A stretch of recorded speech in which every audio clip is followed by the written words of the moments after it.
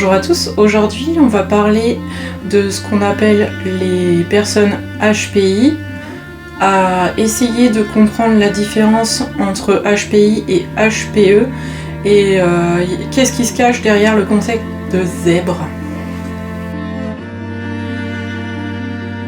Le concept de zèbre, il a été élaboré par une psychologue qui s'appelle Jeanne Sio-Fachin. Et je vais vous dire pourquoi je suis pas tout à fait d'accord avec ces méthodes. En fait, ce qui me dérange avec ce concept et avec ce qu'elle fait, c'est que ça donne l'impression, après je la connais pas, que c'est pour une volonté lucrative et de se faire de la thune. Donc c'est vraiment très questionnant, quoi. Les bases scientifiques de ce qu'elle amène et de ce qu'elle dit, elles sont hyper discutables. Et donc quand même, on peut se questionner sur les enjeux et les intérêts de tout ça. On commence à faire plein de bilans, de tests de QI, et elle met en avant une espèce de méthodologie un peu nébuleuse. Et en fait, il y a une machine économique qui commence à se créer. Elle monte des entreprises un peu partout en France pour détecter les personnes HPI. Dérangeant dans ce qu'elle dit, c'est que il y aurait une corrélation entre l'intelligence et la souffrance.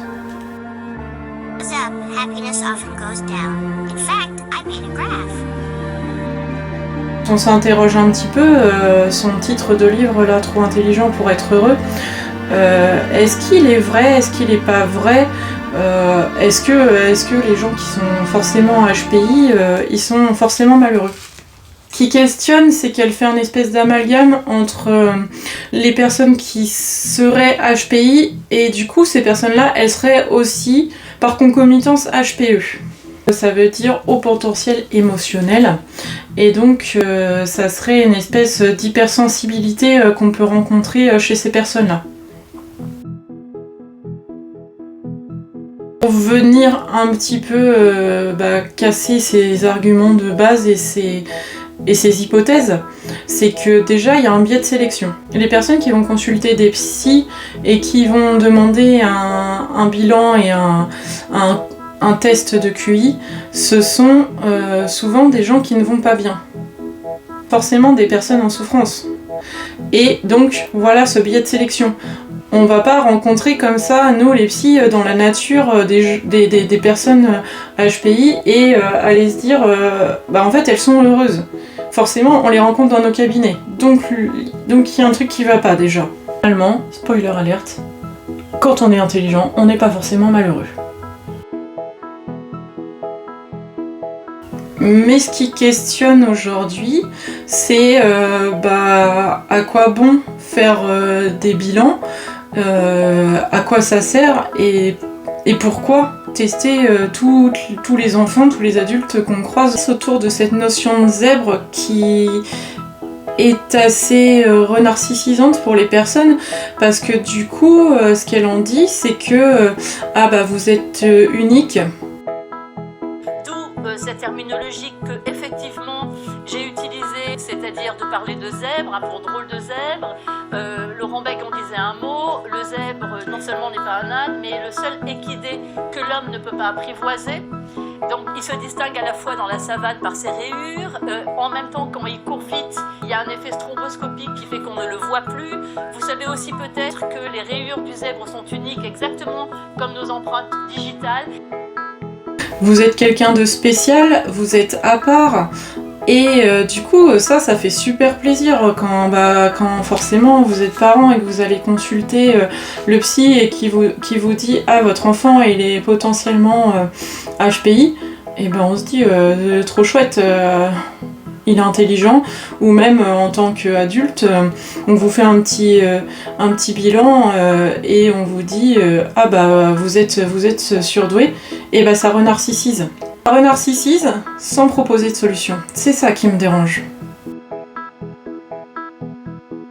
Ah si, ça propose des solutions, mais des solutions que je qualifierais de douteuses, dans le sens où ça, enfin voilà, elle donne des possibilités de remédiation, de faire avec son intelligence, retrouver le bonheur, un peu développement personnel en fait, qui questionne en fait comme si toutes les personnes donc dites HPI, elles seraient malheureuses. Et ça, comme je vous l'ai dit, ce n'est pas vrai. Psychologue aussi qui parle d'HPE, d'hypersensibilité, d'hyperémotivité, il s'appuie un peu sur l'effet Barnum pour prétendre que tout le monde pourrait rentrer dans ces cases et pourrait dire qu'il est soit surdoué, soit hypersensible, soit hyper intelligent.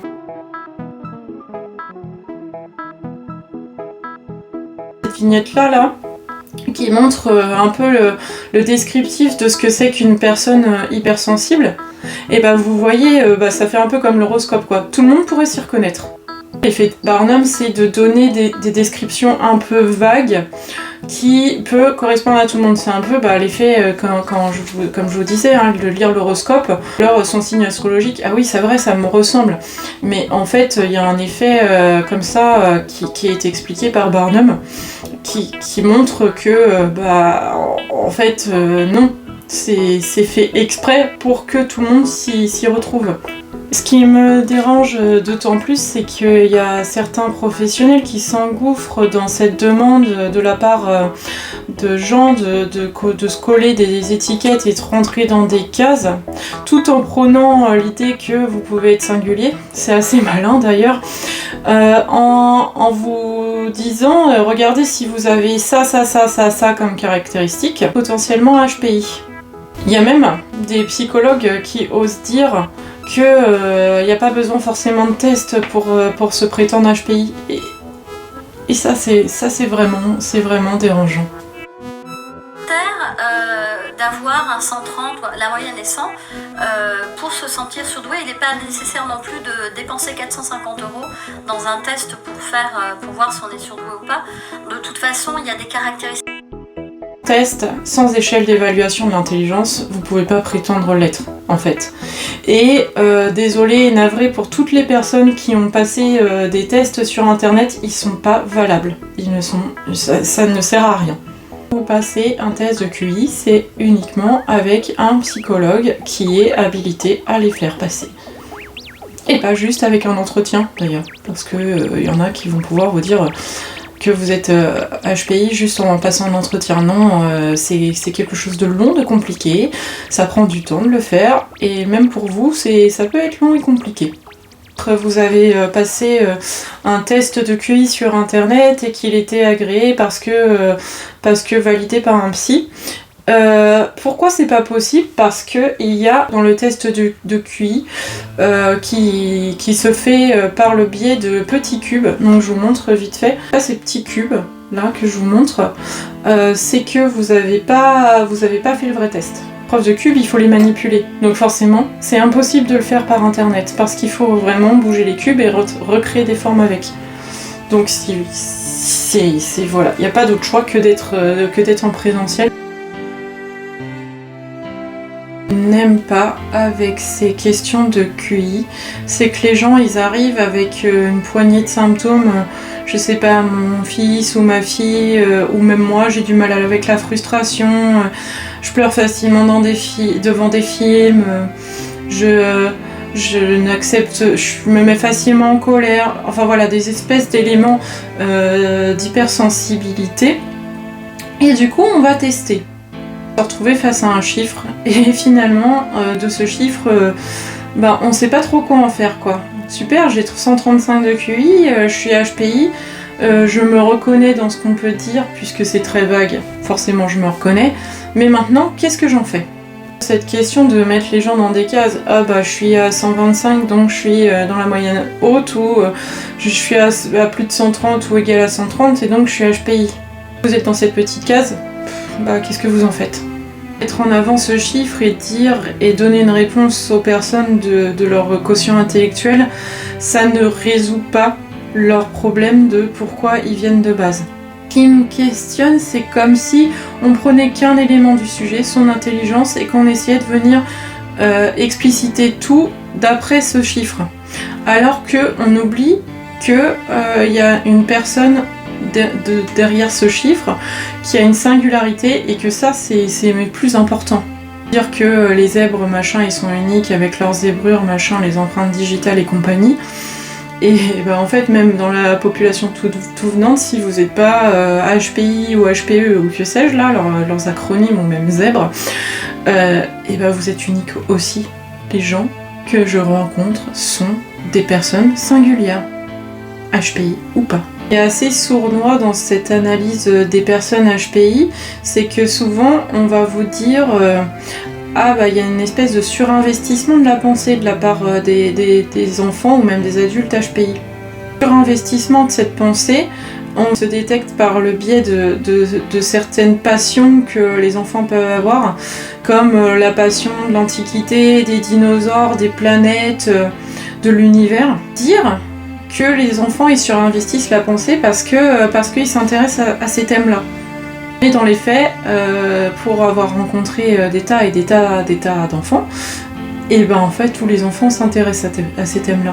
Ils intéressent parce que ça répond à des énigmes, dont l'énigme du monde et de la vie. Il serait faux de croire que si votre enfant s'intéresse aux dinosaures, il est HPI quoi. Désolée. Souvent, c'est pas parce qu'on est HPI qu'on est en souffrance, on est en souffrance souvent pour d'autres questions, et il faut revenir à l'origine de pourquoi vous êtes parti aller consulter quelqu'un, ou pourquoi vous êtes dit je suis sûrement intelligent et j'ai fait un test de QI. Un quotient intellectuel élevé ne saurait pas répondre uniquement à pourquoi il y a des angoisses, pourquoi il y a de la souffrance et pourquoi je suis allée consulter quoi. Répondre à ça parce que, comme je vous le disais, il y a des gens qui sont HPI, qui ne le savent certainement pas et qui vont très bien. En fait, à quoi bon tester? Si votre enfant il aime aller à l'école, qu'il est épanoui, qu'il joue avec ses copains, que tout va bien, si on vous dit il est quand même super en avance, à quoi ça sert? À quoi ça sert de coller un chiffre et une étiquette à votre enfant? Je pense que c'est pas forcément utile. Il n'y a aucun trouble dans les apprentissages, ou même s'il y a de l'avance, pour moi le QI il n'a pas lieu d'être. Donc à quoi ça peut servir, à part angoisser encore plus la personne qu'on a en face de nous? Je pense que voilà, vous avez la réponse, ça ne sert pas forcément à grand chose. Voir aussi que pour information, un test de QI ça coûte cher, donc ça va peut-être aussi être un élément qui fait que d'un coup vous allez avoir moins envie d'en passer un. Ça coûte à peu près 400 € parce que ça demande une mallette avec tous les subtests, ça demande beaucoup de temps. La passation elle dure à peu près 2 heures et les psychologues derrière pour tout coter et tout analyser, ça prend à peu près autant de temps. Donc 4 heures plus on fait un entretien avant, on fait une restitution aussi de ce bilan. Donc voilà, il faut compter à peu près entre 300 et 500 €. Et oui, c'est un sacré budget. Si vous êtes en souffrance et que vous pensez que c'est lié à votre quotient intellectuel ou à votre peut-être hypersensibilité, je vous recommande plutôt déjà d'avoir un entretien avec un psychologue et d'essayer de comprendre pourquoi ça serait lié. L'idée c'est d'essayer de comprendre qui vous êtes, pas quelle intelligence vous avez. L'intelligence ça fait partie de l'ensemble d'une personne. Vous n'êtes pas qu'un chiffre. C'est important de se le dire parce qu'on est quand même dans une société où tout passe par des données assez faciles et compréhensibles. Et du coup, oui, aller vers quelque chose d'un QI et d'un chiffre, c'est plus facile à comprendre que de se dire mais qui je suis moi en tant que sujet singulier. Côté c'est facile, je vois le psy, il me fait un bilan, bim, j'ai la réponse. Mais non, une vraie thérapie ne s'arrête pas à un bilan.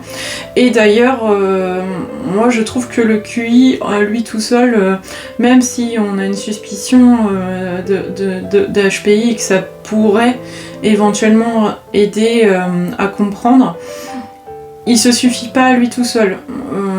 Un test de QI, franchement, il faut faire d'autres tests. On ne s'arrête pas juste à un QI parce que, comme je vous disais, juste un chiffre. Moi, j'aime bien compléter par des épreuves projectives. Il faut essayer de compléter parce que, en fait, justement, les tests projectifs, ce qui est bien avec ces tests, c'est qu'ils ne prêtent pas à des chiffres et ils essayent de mieux comprendre la personnalité, la subjectivité de la personne qu'on a en face. Aujourd'hui, au final, il ne faut pas confondre HPI, HPE. Le terme de zèbre, c'est un terme complètement inventé, sorti de nulle part, pour, je trouve, et je pense, essayer d'amadouer et de renarcissiser les gens. Donc soyez-y vigilants. Le test du QI, c'est pas quelque chose de forcément nécessaire. Et sachez, avant de le faire passer par un psychologue en libéral, pour vos enfants notamment, qu'il y a des psychologues scolaires, il y a des psychologues de l'éducation nationale qui peuvent très bien vous le faire passer, à vos enfants de façon gratuite. Donc moi souvent quand je vois des parents débarquer et me demander un test, je redirige toujours vers ces psychologues-là. Que eux, comme ils sont au sein des établissements, pour tout ce qui est un éventuel saut de classe, une écriture de GVASCO ou toute charge administrative, comme ils ont déjà un pied dans les établissements, c'est bien plus facile que pour les psychologues en libéral. C'est à l'après. Le QI, encore une fois, tout seul, il sert à rien, quoi. J'espère que cette vidéo vous a plu. N'hésitez pas à commenter, comme d'habitude, à liker et à partager. Merci beaucoup et à la prochaine!